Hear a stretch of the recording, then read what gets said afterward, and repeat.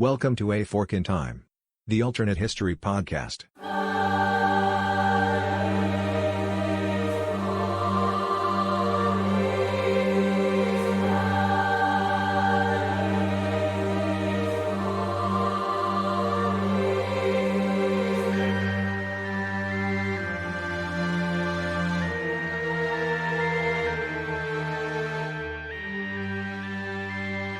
Welcome back to A Fork in Time, the alternate history podcast. Don leading off the podcast today. Very, very happy to be joined by our regular contributor, show agitator, and just all-around good guy, Chris Coppola. Say hi to the good folks. Hi to the good folks. There you go. I guess more appropriately today, if you were delivering a greeting that would have been appropriate for the topic of our episode, you wouldn't have said hello. You probably would have given a good solid hola to the good folks that are out there, which is Spanish for hello. And our topic today is actually going to be, we're releasing this a couple of days after the actual event, but we tried to match it up as well as we could without actually changing the release date. We're trying to get back on our Good Friday schedule. So it's the early part of May. And if you are anywhere, particularly in where I'm in Texas, but it's not just limited here to Texas, what did people hear a little about? We're recording before the state, but the release will be after the state. So what did somebody probably celebrate this week, Chris? Well, it's Mexican Independence Day, only not. Only it's not. So it's Cinco de Mayo, which probably you just hit upon one of the probably number one misconceptions about that particular date is that it commemorates. And by the way, there's multiple independence elements you might point to in Mexico. It's none of the things you could point to as being Mexican independence or Mexican Revolution or anything else. This is just a different date. We'll talk about why it's important. So it's not Mexican Independence Day, but yet it gets celebrated. It gets celebrated wildly. Well, in the United States, right? I off podcast we were talking about this, and I have some co-workers who are out of Massachusetts, and it very much reminded me of their Patriots Day. It is a day that is celebrated in the state of Massachusetts. It commemorates Lexington and Concord. Just happened a couple of weeks ago. And every single year, come April, they find a reason to call me in the week before and talk about how we have next Monday off. You don't, do you? Just to rub that in. And I have to imagine that somewhere down in Mexico, there is somebody doing that from the state of Puebla, because it commemorates the Battle of Puebla. It is celebrated heavily in that state. It's just not celebrated anywhere else. Now, I haven't been able to figure out whether they just completely drop their R's like my Massachusetts friends will, or roll them in Spanish. I'm interested in finding that out. So now we have a mission in life. So as you might have guessed, because we have intelligent listeners, we're going to be talking about Cinco de Mayo, which commemorates the Battle of Puebla, which was a Mexican victory. We'll talk a little bit about when we get into the historical what did about even over whom, because I'm guessing, I'll just say this, even for those of us that are here in Texas, and it becomes a great day to have, it becomes a great excuse nationwide, but particularly here in the state of Texas, to have some Mexican food, which by that we mean Tex-Mex here in Texas, and to have a margarita, which is, the drink of choice when you're having Tex-Mex here. All of those, you're going to see margarita specials out the wazoo on Cinco de Mayo, because that's what happens, and other things that are there. But all of that's being commemorated and being celebrated again, but nobody, as we point out, really knows what they're commemorating or celebrating in the process. And I'm guessing, again, where I sort of launched off on this before it took a minute for me to get back around to it, is the fact that if I asked, they know it was a Mexican victory, obviously, or else it wouldn't be celebrated, right? But if I asked them, who were they victorious over, I'm guessing half the people probably would not even be able to name the party that they were actually. You say higher. Chris is pointing up. I can see him on video. You're probably right. I'm being generous, but I doubt very much that very many people will say, well, of course, that was the French. Because, again, they're thinking, what are the French even doing in Mexico, right? I have a standing joke. Cinco de Mayo celebrates the victory over the French army, or as it's called in Germany, Tuesday. Right. And to understand the time frame that we're talking about here, we're talking about obviously the 5th of May and the year is 1862. And we're going to spend a lot of time talking about why that year is relevant. So this is something that happened. Wow, we're coming up on the 160th anniversary of that event. That puts it in perspective. It's been over 150 years. But it's, again, a lot of people, there's a lot of misconceptions. It's not Mexican Independence Day. It's not any celebration of a Mexican Revolution of another type, because there were always plenty to choose from down in Mexico. Every time you turn around, it commemorates a battle. It does commemorate a Mexican victory. It commemorates that victory over the French. So when we come back from the break here, we're going to launch into, again, we're a what if podcast, but we always have to cover the what did a little bit, maybe even more so in this sense.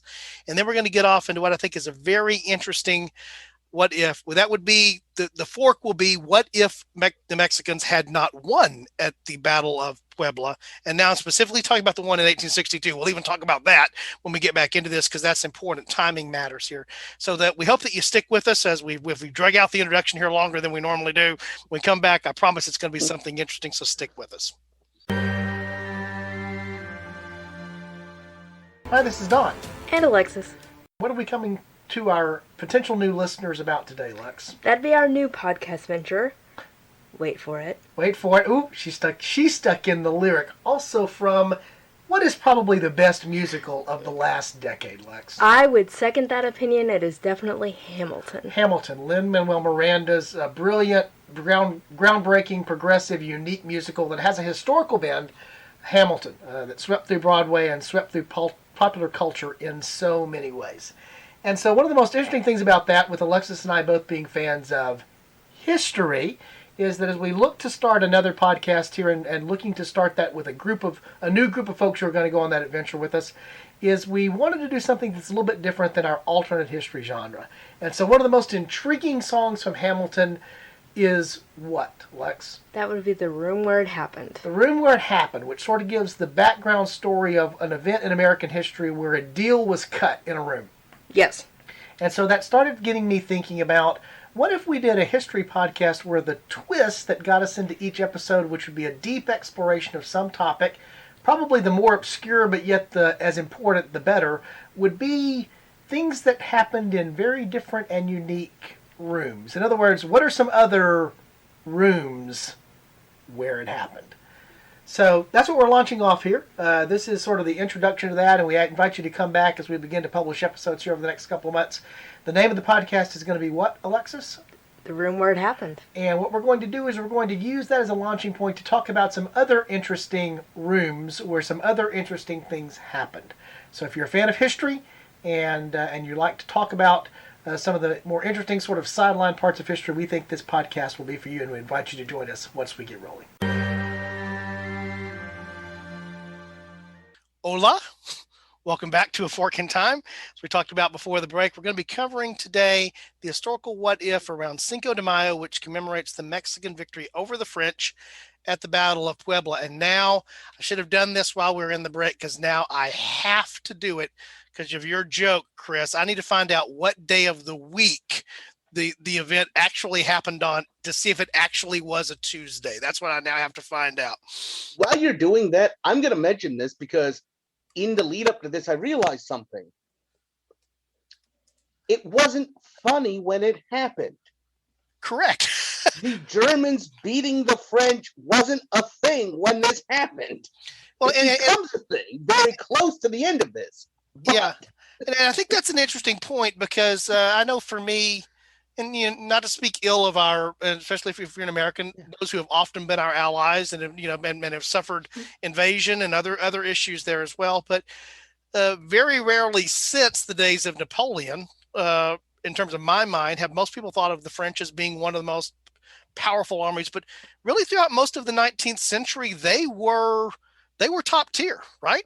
This is the twilight of that. The twilight of France as the preeminent military power. I think earlier, might have been a year ago, on one of my episodes that kind of got sidetracked to talking about the Russo-Japanese War.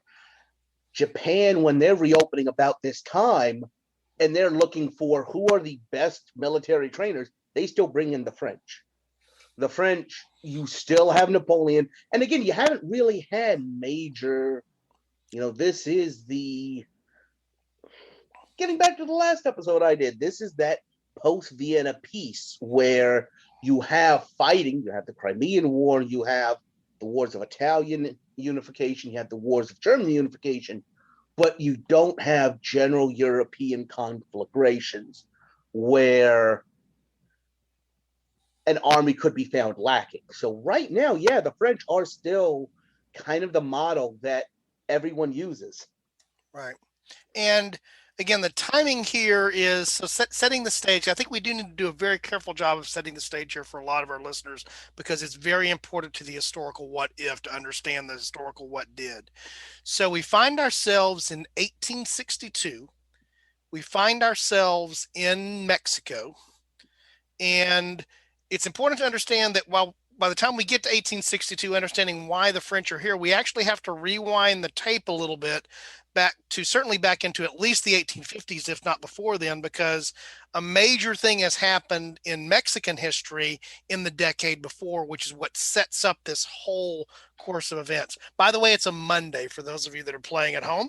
So if you didn't know that now, Cinco de Mayo, when it happened in 1862, happened on a Monday. So now you've got that to file away in your little mental file cabinet if you didn't know it already, and remembering that. So you may have to change your joke, Chris. You may have to change that to what it's like any other Monday, but Tuesday works as well. At one point, I actually learned the German word for it, and that just kind of, you could kind of guess that it's a German word, but yeah, like sometimes you have to explain that level of it. And if you have to explain it, then either you're talking to the wrong audience, or the joke's not quite what you need it to be. So help our listeners understand, Chris, why in 1862 the Mexican army is fighting a French invasion force. The War of the Reform. So you and I were talking, Mexican independence. Let's go ahead and get that out. Independence Day is September 16th. Celebrates the Grito de Dolores, the Cry of Dolores, beginning the resistance against the Spanish, getting the Spanish out. There, I made that mistake. And basically they succeed in the 1820s, and from the 1820s up until the 1850s, the political situation in Mexico could be summed up as Santa Anna and Friends. He actually started out as a royalist Spanish general fighting against the insurgents in Mexico, but I think you mentioned he's kind of a share. He's just constantly making comebacks. He's constantly circling around, and for a while he's a military general who's constantly changing sides and overthrowing the government. And kind of around 1830, he decides, I'm sick of using everybody. Why don't I just become the president? Why don't I just take over? And that's how Texas became a thing. That's how California became American. All of these goings on.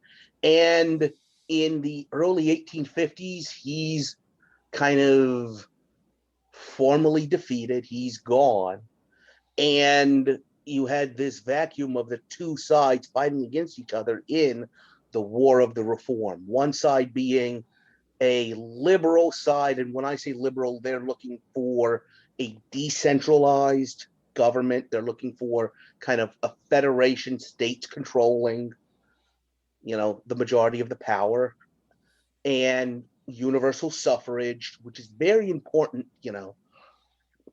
Indian communities can vote, peasants can vote.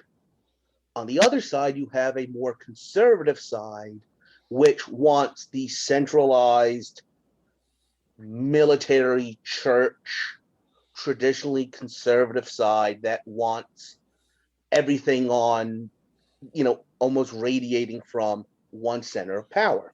So just help me get this. This is the image I have in my head. So I want to make sure I have the right image. So if I convey it, it is right. If I don't, I think of that side being much like it's what Spain was before, only it's now just collapsed down to just being Mexico. It's the same structure that existed under Spanish rule and under Spanish occupation, carried forth now under a Mexican banner, versus the others that we want to be something different than what we fought this revolution for back in the early 19th century, and what we want to turn into. That's the liberal. It's not a modern liberal. It is a more liberal position, but it's not a modern liberal sense. It's not just the political ideology inherited from the Spanish colonial powers. To a large extent, it's the people inherited from the Spanish colonial powers. You had a big sense of, and this is really important in other Latin American countries, peninsulares, who are people that are from the peninsula, from Spain, criollos, who are basically the descendants of peninsulares communities in these countries, and that is who largely is in charge of the church and the military, and who provide a lot of support to this conservative side, versus the liberals, who to some extent are more mestizo or more indigenous populations. In fact, the leader of the liberal side, Benito Juarez, was the first indigenous leader of Mexico. He was a leader that could not trace his lineage back to Spain. It's not just their ideology. To some extent, it's their family trees. And so it's cultural, it's ideological, it's political, it's religious, because of the affiliation by the one side being much more connected with a combined church state scenario versus something different. So this becomes civil war in the 1850s in Mexico. Who wins? The liberals. Okay. And what happens during wars? Well, both sides tend to have to buy arms, and they have to do things. Wars require money. That's true of wars between nations, and it's also true of civil wars. And so, is it a fair thing to say that both sides of this war, this reform war, they both run up a bill, right? Yeah. Yes, absolutely. And not only that, but if you look at it, you're spending money on things that are getting blown up. You're spending money on bullets and on tanks. Well, modern day, you're spending it on tanks and these things. What you're not spending it on is improving your ports, building your railroads, expanding your mines. You're borrowing money to spend it on this military stuff. You're not spending it on stuff that's going to make it easier in the future to repay it. Right. It's you're not borrowing on infrastructure. You're borrowing on expendables and consumables that are the ultimate expendable and consumable, because they not only consume themselves, but they destroy other things that have infrastructure and value. Right. It is not building value. So who holds the debt here? Who has money at this point, which is Europe. It is largely, it's Britain and France. If you look at anyone who owes anybody any money in the 19th century, it's Britain and France. That's how Suez happened. That's how all of these other things throughout the world happened. In this case, you also have Spain in the mix because of the historical commercial connections there. Right. So those three countries. Those three European powers are, and they're owed money by both sides. A good thing to do sometimes is to place your bets on both sides of the equation, and so you sort of don't care who wins. Whoever wins is going to owe you something, and that's the way that I sort of interpret what happened here. Now that the war is over, they have this amazing concept: they want to get repaid. The Europeans did, right? Benito Juarez looks around at the country and realizes that it just can't. So what he does is he basically pronounces, you know what? We're not defaulting. We're not going to just walk away from the debt, because that's always something you have to worry about when you loan a government money. Either A, they're going to say, you know what, we don't remember borrowing that, or they're just going to print up a whole bunch of bills and give you those. He doesn't do that. He doesn't walk away from the debt. He just says, we are not going to make the scheduled payments on it. we need to rebuild our country, and it's more important that we spend what we have on getting back on our feet than on shipping you money.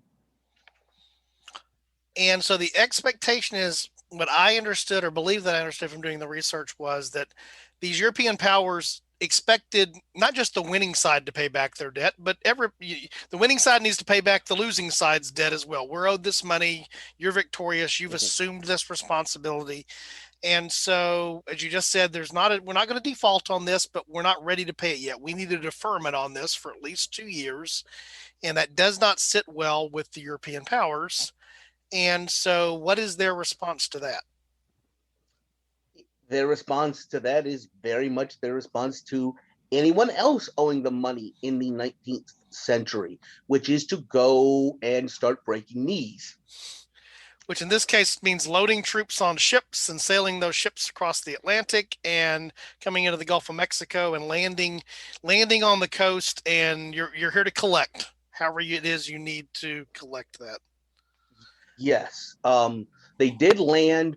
It was a 3-party landing. The British and the Spanish did also land, but what wound up happening is they looked around and said, you know what? You're right, Benito Juarez. This place is a dump. We agree with you. Go ahead and, we'll get our money. Go ahead and get back on your feet. The other thing they kind of realized pretty quickly is that they have been hoodwinked by the French, because the French are using this as an excuse. I mentioned earlier Egypt. The Suez Canal happened because the Khedive of Egypt owed European powers money, and he defaulted, they came in and took over. That's what the French are trying to do here. And the Spanish and English realize this and kind of say, you know what? You can do that.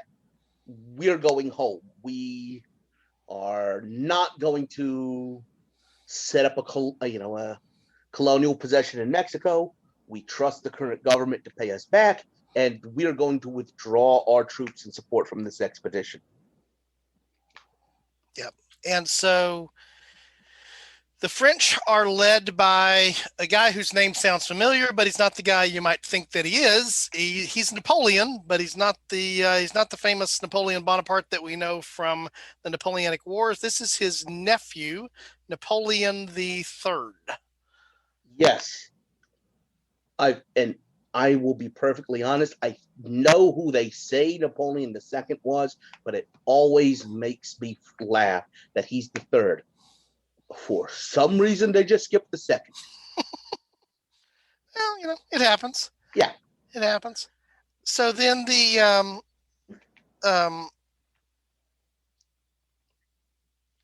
as we talked about, the pretense is the collection of the debt.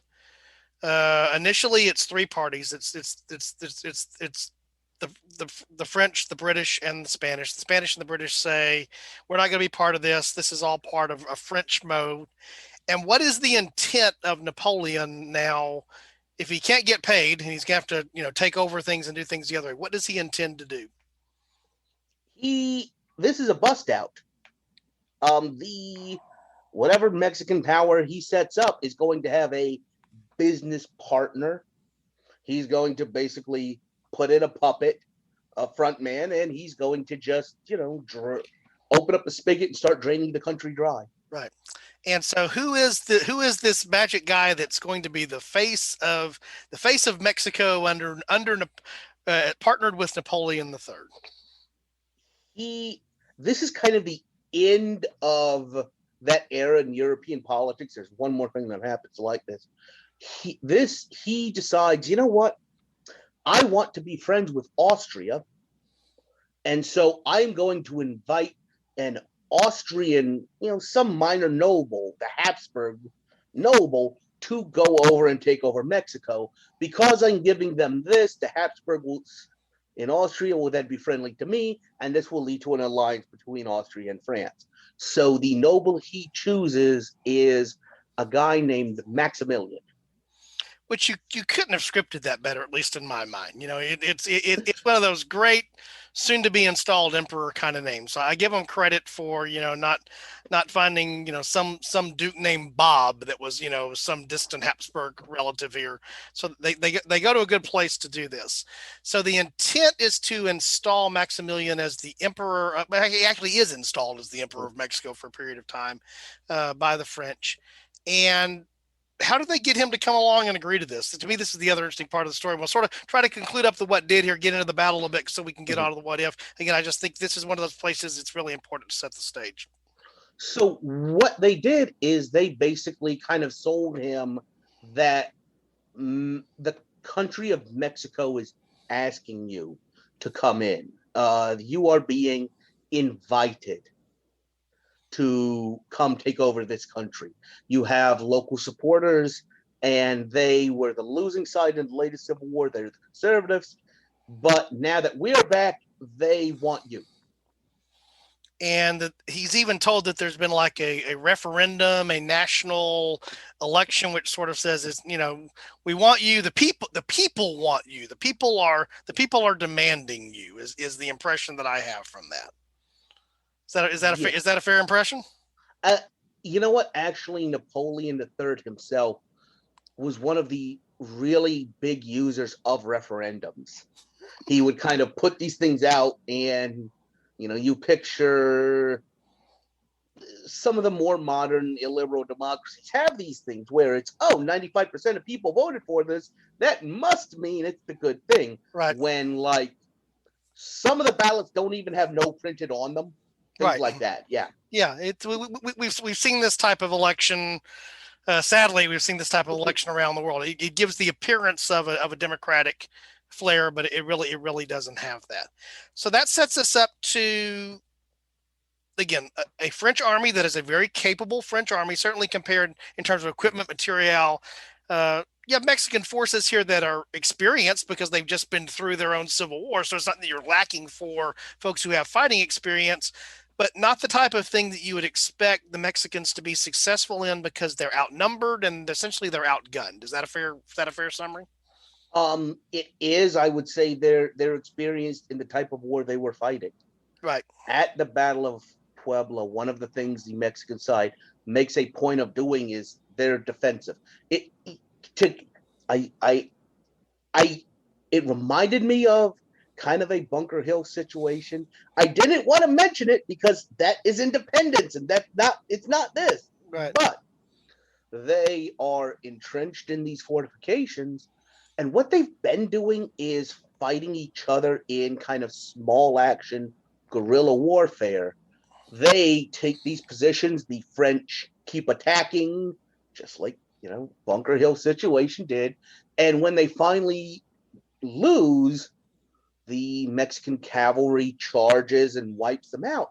But they don't follow up specifically because they realize we don't fight European field battles like this. If you look at a map of a battle of the American Civil War, you see these nice rectangles. This person is marching there and this person is marching there. That's not how they fought. Right. And they knew it. So they intentionally didn't fight like that. So to sort of shortcut through the historical what did here, which again, I know we've gone a little bit long on that, so we're apologetic for that for the last time, but setting up the historical what did is we eventually reach a place where French forces have pushed inland now from the coast to the city of Puebla, which is in sort of, I don't know how to describe this. It's south of where Mexico City is today, bending around towards the Yucatan, but now inland from Veracruz there, where they've actually come in and they've established a base of operations and they're pushing westward. So they come to this town fortified. The troops are there. So this is in 1862 in the Aprilish into May period of time here. And the most interesting thing happens. The Mexican army is able to earn a victory there in this Battle of Puebla. Now, it's important to say that a year later, there will be another the siege of Puebla, which will go in the other direction. The French will eventually take this city, They will just take Yes. it in 1863 and not in 1862. And that becomes really, really, really important when we get over into the what if, because ultimately the Cinco de Mayo um, commemorates the Mexican victory in May of 1862. At the same place, there is a later event that is not a Mexican victory. Ultimately, Puebla is in the hands of the French a little over a year later. Yes, it's basically on the road to Mexico City from Veracruz. So they do take it. They take Mexico City, and in 1863, late 63 into 64, basically Maximilian takes over most of Mexico. I mentioned Benito Juarez. He's the president. He's the guy being pushed out by the French. I almost said legitimate. He's a legitimate president. Okay, I'm not even going to play that he wasn't. He's a legitimate president. He is up in Chihuahua, which is kind of. It's interesting that if you look at the United States Mexico border, you have sister cities. So Brownsville is right on the coast, and its sister is Matamoros. The city opposite El Paso is named Ciudad Juarez Right. after this because that's where he set up his camp after kind of being pushed into the northern wilds of Mexico. So to push all the way through, in a lot of our histories, getting back to the last episode I did, if you are sitting in Europe in 1920, there's no avoiding World War II. You're in a railroad tunnel and you see a light coming and you just can't do much about it. And that imagery has reminded me of a lot because in this instance, Maximilian is sitting in the middle of a tunnel and he's got two massive trains coming at him. One is the American Civil War. By this point, by 63, 64, it's largely decided one way. And he is scrambling to get himself established before the United States takes back over Texas. Right. Because he realizes, hey, United States doesn't like me. There's such a thing as the Monroe Doctrine, where the United States has said they do not allow European powers to take over American republics, which is what I just did. So I need to get established before the Americans come back into Texas and win that Civil War. And now, by the way, have all of these guns sitting around and all of these people who know how to use them, and they don't need them, so Juarez can use them. Right. On the other end, I mentioned in passing that Napoleon III used this as an opportunity to forge an alliance with Austria way back in Europe. Well, in 1866, Austria gets caught up in a war with Prussia. And this was one of Bismarck's things. He's trying to basically push Austria out of the German Confederation. And Napoleon is looking at this and saying, you know what? I kind of like the German Confederation. I like all these small little states protecting me from Prussia. I kind of don't want Austria to get wiped out here. The only problem with that is he has fully 16%, almost 1 in 5 of every one of his troops. And these are the best troops he's got. He's not putting the B team over there, are over in Mexico. So around 1865, 66, two things just pull the legs out from under Maximilian. One of them being the United States winning the Civil War. It now sends a flood of support and people and troops over to help. Not officially troops, but people. Okay, you retire and hey, look, sign up with this. Send them south, And all of his French supporters, all of his French troops are withdrawn back to France because Napoleon III realizes Prussia's now on the run. Right. I now share a border with them, and I probably need them more here than I do over in there. Right. So the end result is French give up their efforts in Mexico. Maximilian is gone. And in fact, he's eventually executed. what he gets for coming in and answering what he thought was answering the call of the populace is he gets executed. And we have the flow of history as we know it. That's the historical what did. So we're going to take our fork here at the Battle of Puebla, that spunky little group of Mexican soldiers aren't successful there. And so that city falls, and it falls in 1862 and not in 1863. And we've already hit upon this. The backdrop, what has prevented the United States from becoming just intervening in the intervention? In fact, this is typically referred to as the second French intervention in Mexico. That's how it's described. Mm-hmm. The first one's sort of funny because it has this neat little thing called the Pastry War attached to it. If you want to go chase some historical fun there, that's an interesting thing to go and do. But the reason the U.S. doesn't intervene in response to the French, British, and Spanish, but ultimately the French intervention is, again, they're occupied with the American Civil War. They're distracted away from being the enforcers of the Monroe Doctrine because they're having a war inside their own country. So once that's gone, as you've just talked about, things go back in the other direction. But in 1862, the war is not in the same place as it will be just a year later in 1863. And that's where the fork gets interesting, right, Chris? Right. That 1 year between the two battles, we'll call them the two battles of Puebla. I do feel like the second one is called the Siege of Puebla, right? Just to prevent the confusion, right? I think. Yeah, it's a little bit like, well, I'm thinking about it even now, the American Civil War, because, the two sides use different ways. One used towns and one used creeks or tributaries. Mm-hmm. So you have, first and second Manassas or first and second Bull Run, for example, depending on which side you're on, distinguishing which one. One is called the Battle of Puebla, which the Mexicans won. One is called the Siege of Puebla, which they lost. By the way, not to be confused with one like 6 years previous to both of those, where Puebla's it's strategically located. There's a reason why things keep happening here, because of the topography.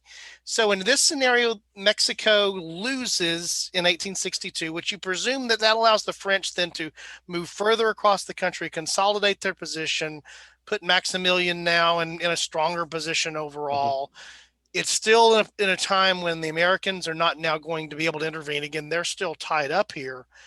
But suddenly, if you have a French success in 1862, the most important fork, I think, or the most important ripple that we see here, there are others, is it's not just what happens inside of Mexico. That's important.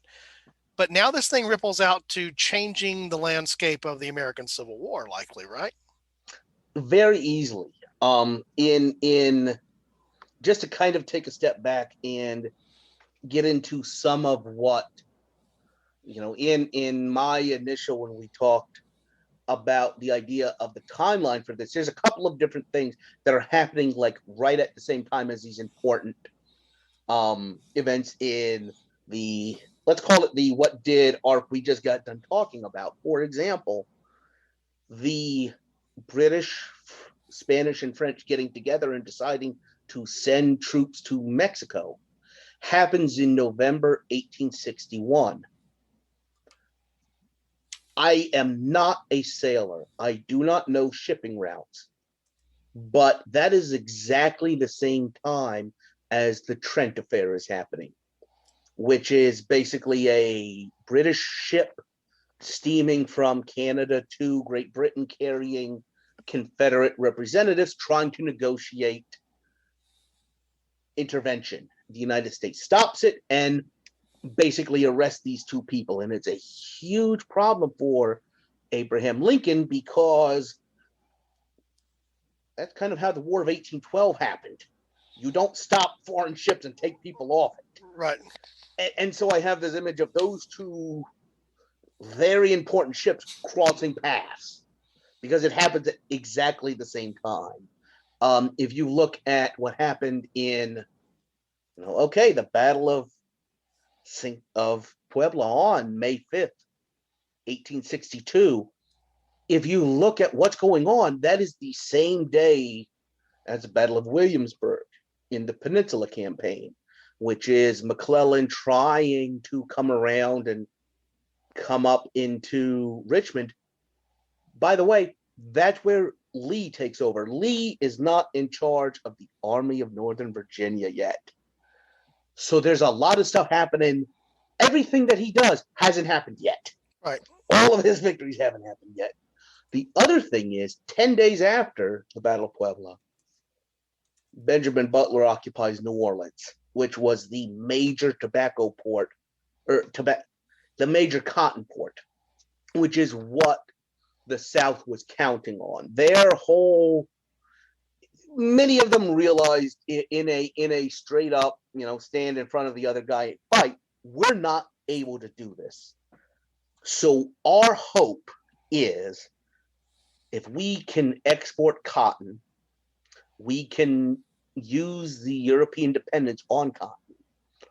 Manchester and northern France, where the first industrial revolutions happened, the first thing they started doing was making fabric, and they were dependent upon that cotton from the southern United States. There was large economic displacement in these industrial areas when that raw material got stopped.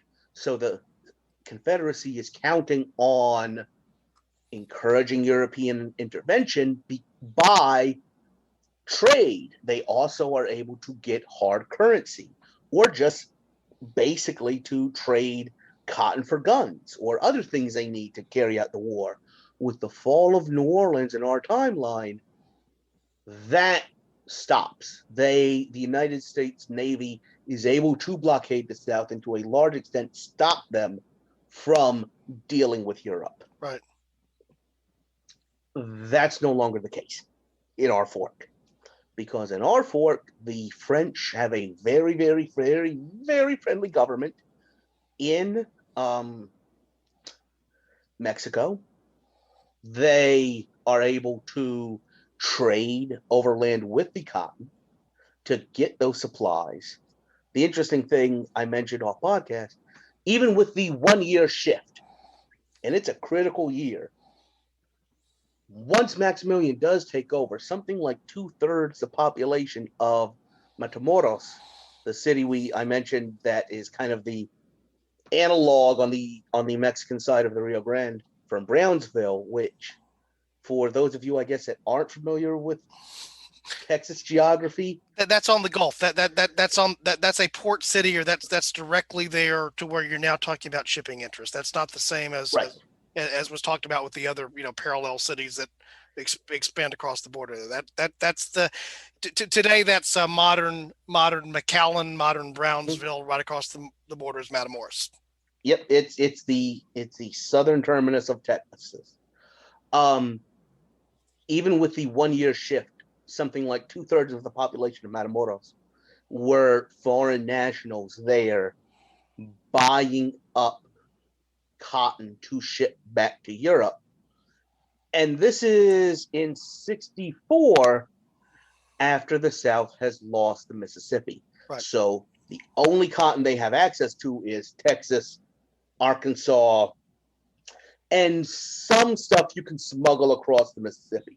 But if we're having this discussion before 63 and the loss of Vicksburg, it's a lot easier, and there's a lot more of it to ship out. And as we were talking off podcast as well, the question then suddenly exists: the extent to which the United States, meaning here the Union, is willing to actually do anything that intervenes in foreign trade because of the danger that presents of getting pulled into conflicts with European powers. One thing to be involved in a civil war with states that have seceded from the Union that you're trying to restore, but it's another thing to get involved with the powers in Europe and be cross with them. And because, again, both sides need some of the things that they can get from those, that it benefits everybody to not have that go that way. As you already hit upon it, the interesting thing in 63, the siege of Puebla starts in March and finishes up in May. 63 is the critical turning point year, obviously, in the American Civil War, particularly late June, early July in 1963. In fact, these events are happening almost simultaneously. You mentioned Vicksburg. Vicksburg is so crucial because it's the controlling interest on the Mississippi. Once Vicksburg is lost, the Union has complete control of the Mississippi, which is a powerful thing to have control of for transport, for commerce, for moving military material, everything that goes with that. Then also at the same time as the Battle of Gettysburg in early July. Those things happen basically essentially on the same day almost. No, they happen on the same day. Right. July 4th. That's exactly right. And so much so, if you're familiar with Ken Burns' Civil War series, they talk about the fact that, July 4th was not celebrated again in Vicksburg for the better part of a century or something like that because of the changing what the commemoration of the date was. Gettysburg is July 1, 2, and 3. So it's over by July 4. That's in 1863. That's actually when the Siege of Puebla, the successful French action, takes place, is in 63. You go back as you said, a year before, and you change the landscape. You change the commerce, as you described there. The status maybe of Vicksburg gets changed because of what's happening there. In my mind, this is where I want to get your opinion. There's two possible ways that you can see the war going. The war here being we started out talking about the French intervention, but now we're talking about the real fork is about the American Civil War because of the relationship that exists with Mexico. French supported Mexico becomes an ally of the Confederacy, directly so, which changes that a little bit, maybe even, provides material. Who knows? Ultimately could have happened. But in my mind, the American Civil War then goes one of two ways. It gets much longer, much bloodier. It's much more protracted because there's a leveling out of the economics of the war. Part of the reason the Union wins, they have more men, they have more mechanism with industrial might to be able to do things. The South is an agrarian economy, cotton being the thing that produces revenue.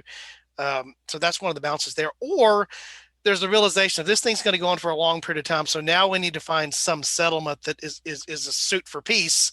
And so you end up with two separate American states, the Confederate States of America and the United States of America now existing, and the Confederate States would have been more than happy to have had that be the circumstance. So in my mind, there's very little middle ground to me. If you can come up with one, I'd love to hear it. But it's either this thing's going to be bloodier and much longer under the scenario that could happen as a result of a change, what happens at the Battle of Puebla, or the other extreme is it doesn't end in a Union victory. It ends in, at least for some period of time, in a stalemate.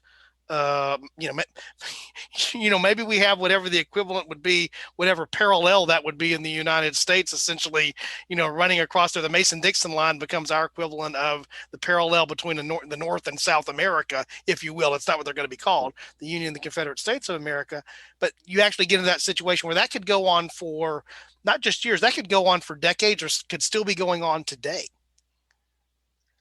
Well, you're talking about one train, but there's another train. I think what's happening in Europe, the problem is there's so much happening right now. There are so many things going on. In off podcast, I think we were talking about, Lincoln, and I do believe that Lincoln would not have accepted any agreement. I said, Lincoln's good through 68. He's not. The election of 1864 hasn't happened yet. And I think that's a really good, if I'm looking realistically, I think that's a possibility that you have a McClellan winning as a peace candidate. Just to throw this out there, to get back to something, let's assume that happens and there is a divided United States. The remaining United States still has a border in the Arizona, in the California area. And I don't think any American government is going to be okay with Maximilian still existing. So I'm of the opinion. So I think this could come back full circle. And after, if there is a peace in 66, 67, nothing is going to change in the European situation. Maximilian's French support is going to be withdrawn. And the United States may still be supporting Juarez's forces. And they may still be able to do that. At the same time, I'm realizing that the Confederate government is not going to sit kindly and let that happen. So it could be kind of this North American proxy civil war going on for a long time. Yeah, the thing that popped into my head there, and I don't know if it's the right analogy, and this is chasing away from what we had talked about before, but I'm thinking about, here in the United States, we refer to the French and Indian War. That was a precursor to the American Revolution. That's what we call it in the United States. It actually has a different name that it's known by in Europe, known as the 7 Years' War. It's called the French and Indian War because that was the name given to it by primarily British settlers here in the United States, because the enemy were the French and the French and their Native American allies. It's called the 7 Years' War in Europe. And I kept thinking about this idea of, this thing has the potential to flare up in North America for the reasons you just described there, but then it also has connections back over to how that potentially plays out in Europe. And so maybe it's quiet in North America till something flares up in Europe and it spreads here. Or maybe it's the other way happens on occasion, and maybe this happens multiple times. There's a flare up here, which then suddenly pulls something now that goes on in Europe. And that long period of time you talked about in the 19th century, basically the period of time from, after Napoleon is defeated, all the way, we talked about this a couple of episodes ago, all the way up until World War I, there's this long period. Relatively speaking, there's no such thing as peace in Europe ever fully, but there's not the full-blown continent-wide conflicts that happen during that whole period of time. Maybe there's not that, because there are things now that are happening in North America because of the interests that are at play that cause those to flare back up, or the other way around. So as you said, there's multiple trains here, and the two things can play off each other. Right. I actually find this, now that we're talking about this and I'm thinking about it, you and I haven't explicitly talked about it, but I think Harry Turtledove and his books are something we've both really been interested in. And the situation we're describing sounds very similar to what he comes up with, where you do have a pro-Southern Mexican empire. Right. Controlled by the French. Yeah. And so again, that play now it's not the case of, we talked about the reason in the real timeline, in the historical, what did eventually, once the American Civil War is over, now America comes back and says, we had this guy president, his name was Monroe. We have this thing called the Monroe Doctrine. We're serious about this, about European affairs, and so now that there's a United States post Civil War to be able to go and enforce that, that's one thing. The U.S. that existed while there would still be a Confederate States of America is a very different entity in terms of trying to carry that out for very different reasons, and may find that Confederate States of America an ally against somebody that they're trying to take that action against. In my opinion, one of the things, I hadn't thought about it exactly this way, but one of the deaths that happens if you change the Battle of Puebla is you may actually have the death of the Monroe Doctrine as we know and think about it today. It may resurface again at some point down the road, but it's not going to be an active thing that happens like it was for a long period of time. As a nice little, interesting little thing that went through my head, let's say that it does play out and the United States does try and support Juarez through, okay, we do make a peace, we are trying to support Juarez. We're not going to call it the Monroe Doctrine anymore. Because where's Monroe from? Not the United States anymore. He's from Virginia. So, well, I hadn't even thought about that. Wow. And again, short-lived, because Monroe, when he issues the doctrine in it's 1823 is the date that's in my head all of a sudden now. We're not that far removed from that. This was a new concept. I mean, this was not, well established, a century long policy of the United States that had been backed by other action. This is a generation ago. Well, that's largely, to kind of get back to what we were talking about, actual Mexican independence happens in 1821. So it's the independence of Mexico and of the countries, especially along the northern coast of South America. Spain didn't recognize Mexico's independence until I believe they lost Texas. After they lost Texas, Spain was not okay with this. Right. And that Monroe Doctrine came out because now there are other American republics, and they were very small and weak. And this was a real attempt to protect them. I'm interested in thinking about what we talked about, the Pastry War. That was a foreign military intervention to get the money back, but it wasn't to change the political structure. And that's kind of the line that Monroe set.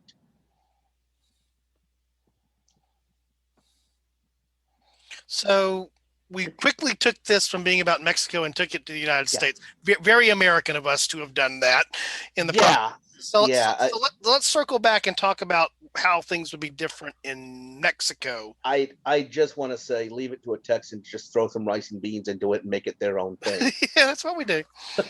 Yeah. Back, what happens in Mexico?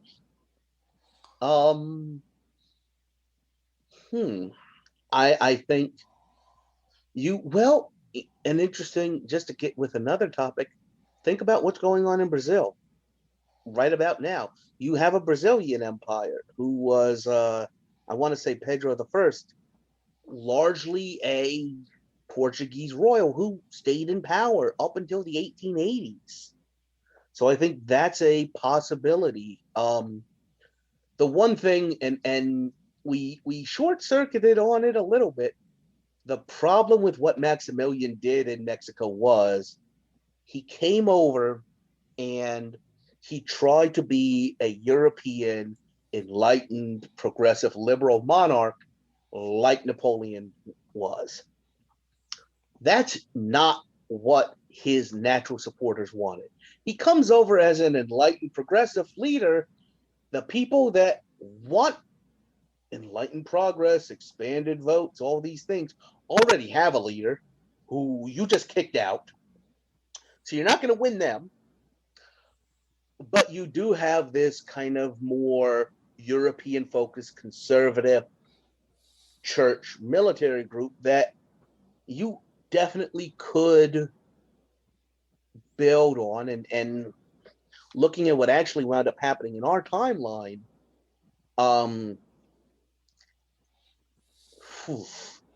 getting in the weeds here. One of the commanders at Puebla was a man named Porfirio Diaz. He supports Juarez. Later on, he overthrows Juarez. And he is the military leader of Mexico straight up until 1911. So I think you could have, that period is known as Porfiriato. You could have had the Maximilian, I promise I can do this, the Maximilianato, where he just stays in power because Diaz was very important with the United States because he traded. He had a good relationship. So I think once the Civil War's over, if you've got a centralizer, a conservative leader who's willing to trade and deal with the United States, I think you could have a really positive relationship and they'd be okay with him. Yeah. So maybe he could survive if he just realizes who in Mexico actually wants him. Right. And so then, you carry that down, if you really ripple that down a long way down to today, culturally, Mexico is going to be similar to what we think of it being today. Mm-hmm. But politically, that's a different way that it would have evolved, a different way that would have happened. And certainly you would have continued to have much more French involvement. So where, for example, is well, where the French were during World War One, assuming there still is a World War One and all of that happens. But you even talked about, what impact does this maybe have back on, some of the unification efforts that happen. And this has ripples that go all the way across. The other thing that just crossed my mind, because it's been fresh, did the episode here 20 episodes back or so about the Panama Canal. We've talked about the Suez Canal. The backdrop of what's going on sort of also while this is happening is this is while the Suez Canal is being built and is being done. Eventually the French, how they end up in Panama is de Jessup's, is done with the one project, and now they're going to go and do that. There still is a discussion about doing this. I forget exactly where it is. So I'm not going to butcher it and go look it up now because I wasn't planning to go here. But there is an area across Mexico that would be a potential place you might try to make a canal that would not be the traditional places that were thought of, which is crossing Panama because it's narrowest there with all kinds of challenges. Strongly recommend The Path Between the Seas by David McCullough. I just finished that recently. It does an excellent job of describing that. But then there was also the Nicaragua concept for the canal. These were competing things that both the French and the Americans looked at. Imagine now, though, that you don't have the Panama Canal. You don't have the Nicaraguan Canal, but the French very logically finish up the Suez Canal, and they come to build what? The Mexican Canal. And if that happens in the late 19th century, that changes a lot. Yeah, that does. The one thing I'd say, I feel like the United if we're still if there is still a United States, if the United States is still our country that we know of today, I feel like the Panama Canal happens as a national security counterpoint to the French Mexico Canal. We're not going to be okay with a foreign country. We're okay with Panama controlling the Panama Canal, but not a European big player controlling how we can get back and forth. Right. Interesting point. I don't know if you've come across this. The McLean-Ocampo's Treaty was signed between the United States and Mexico in 1859. And what it would have done is the United States would have bought the rights to to basically set up a free trade area and eventually do a canal and transit everything we wanted over this route that you just mentioned, straight south, kind of almost due south from Veracruz over to the Pacific coast. It's the Isthmus of Tehuantepec is what it is. I had to go and look it up because I just had to know. And there's been a lot of discussion there still is modern discussion there about what happened with Panama and what was that a railroad was built first to transport from one port to the other, and then it was okay, now the ships can go directly.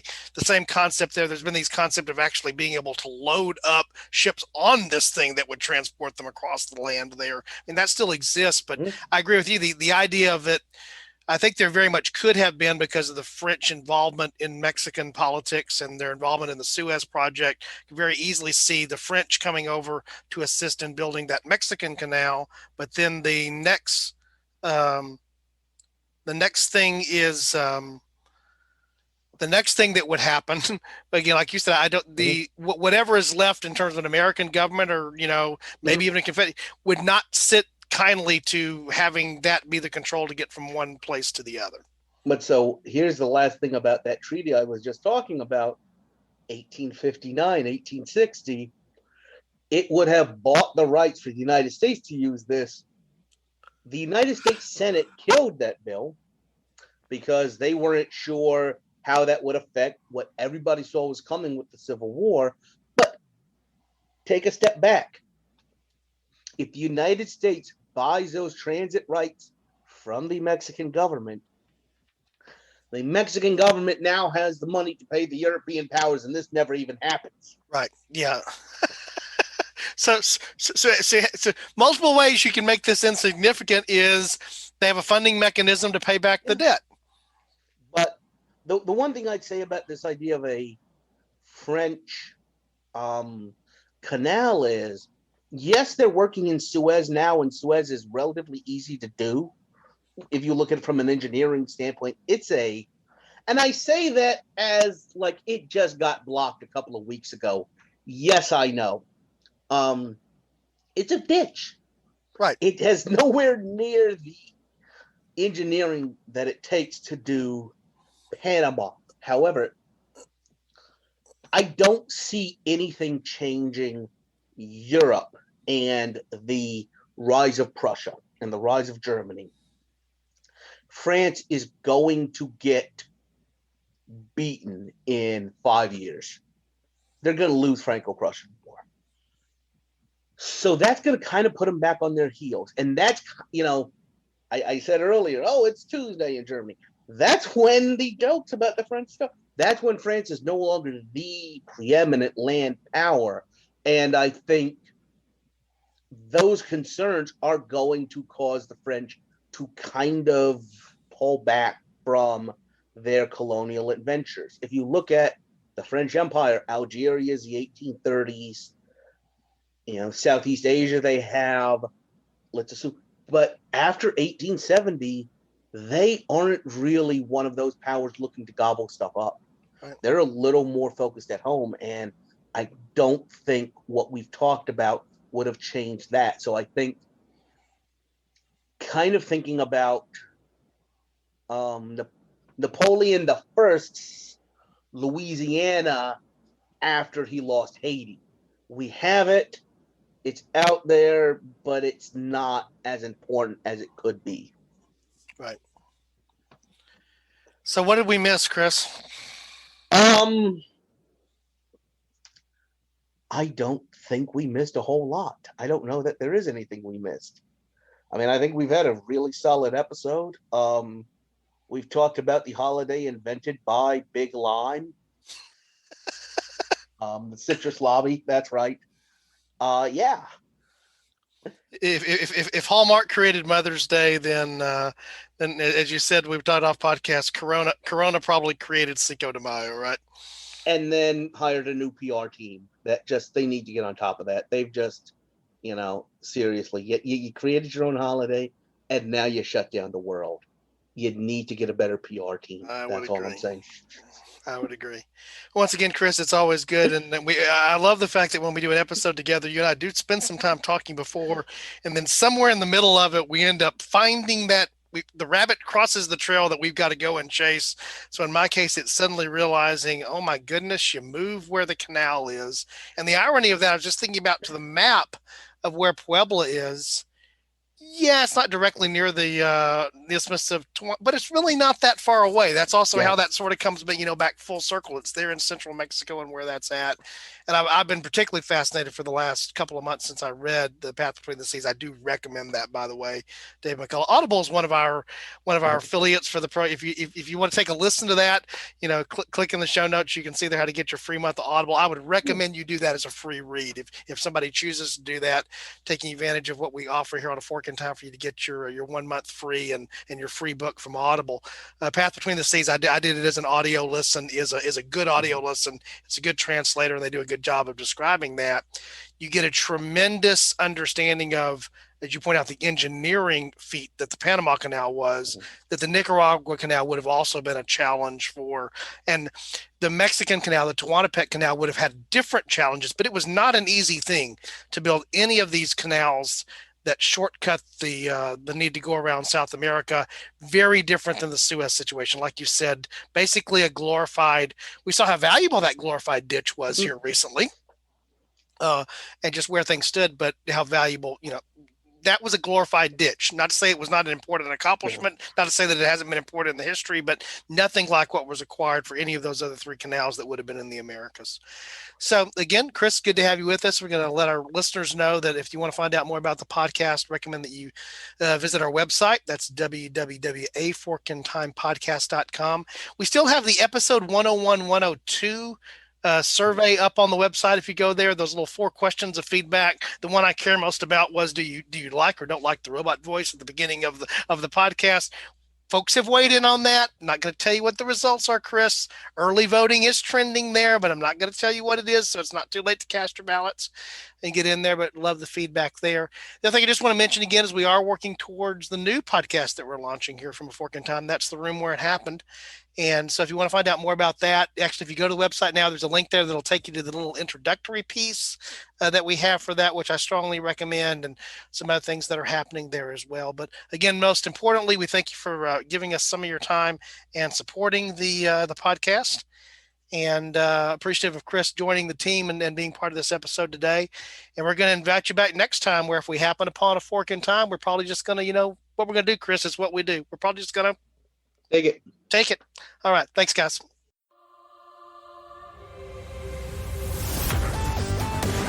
Thanks for listening to A Fork in Time, the alternate history podcast. Learn more and provide feedback by visiting our website at www.aforkintimepodcast.com. Connect to us on Facebook at facebook.com/aforkintime, or follow us on Twitter at AFIT Podcast. If you want to support the show financially, visit our Patreon page at patreon.com/aforkintime. We hope you will join us next time.